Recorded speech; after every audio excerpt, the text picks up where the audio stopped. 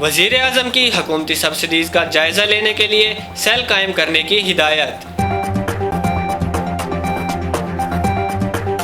وفاقی دارالحکومت میں مندر کی تعمیر سے متعلق سنگل بینچ کے فیصلے کے خلاف انٹرا کورٹ اپیل پر فیصلہ محفوظ۔ پاکستان میں کرونا کیسز کی یومیہ تعداد کم ہو کر 1000 پر آ گئی۔ آئی سی سی نے ٹیسٹ پلیئرز کی نئی رینکنگ جاری کر دی، بین اسٹوکس نمبر 1 آل راؤنڈر بن گئے۔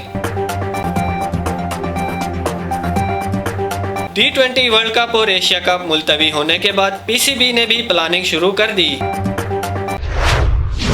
السلام علیکم، اعتدال نیوز اسٹوڈیو سے میں ہوں محمد بن خالد۔ ہیڈ لائنز آپ نے ملاحظہ کی، خبروں کی تفصیل ایک چھوٹی سی بریک کے بعد۔ ڈیرہ اسماعیل خان کا مؤثر ترین اور سب سے زیادہ پڑھا جانے والا اخبار روزنامہ اعتدال، تازہ ترین علاقائی، قومی و عالمی خبریں، مقامی و ملکی موضوعات پر مبنی مایہ ناز تجزیہ کاروں کے پرمغز تجزیے، دنیا بھر میں کہیں پر بھی آن لائن ایڈیشن پڑھنے کے لیے وزٹ کیجیے ہماری ویب سائٹ www.اعتدال.com.pk۔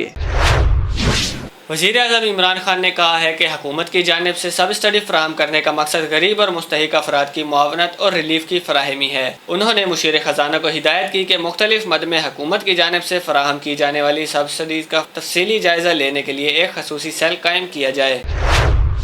چیف جسٹس اسلام آباد ہائی کورٹ جسٹس اطہر من اللہ نے وفاقی دارالحکومت میں مندر کی تعمیر سے متعلق درخواست پر سماعت کے دوران ریمارکس دیے ہیں کہ عدالت انڈیا کی طرح پاکستان کو چلانے کی اجازت نہیں دے سکتی۔ اسلام آباد ہائی کورٹ نے مندر کی تعمیر سے متعلق سنگل بینچ فیصلے کے خلاف انٹرا کورٹ اپیل پر فیصلہ محفوظ کر لیا ہے۔ دنیا بھر میں کورونا کی تباہ کاریاں جاری ہیں، لیکن پاکستان بھر میں سرکاری سطح پر اس وبا سے متاثر افراد کی یومیہ تعداد کم ہو کر 1000 کی سطح پر آ گئی ہے۔ National command and operation centre کے مطابق گزشتہ 24 گھنٹوں کے دوران پاکستان میں 1013 کورونا کیسز سامنے آئے ہیں۔ آئیے اب جانتے ہیں کھیلوں کی دنیا کا حال۔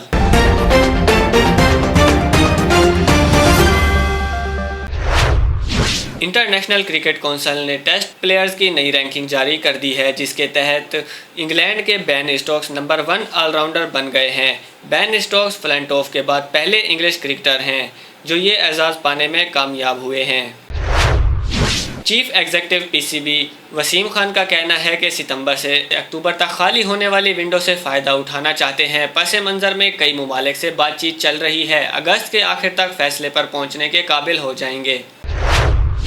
اعتدال نیوز کے اسٹوڈیو سے فی الوقت کے لیے اتنا ہی۔ مزید خبروں اور تفصیلات کے لیے وزٹ کیجیے ہماری ویب سائٹ www.اعتدال.com.pk۔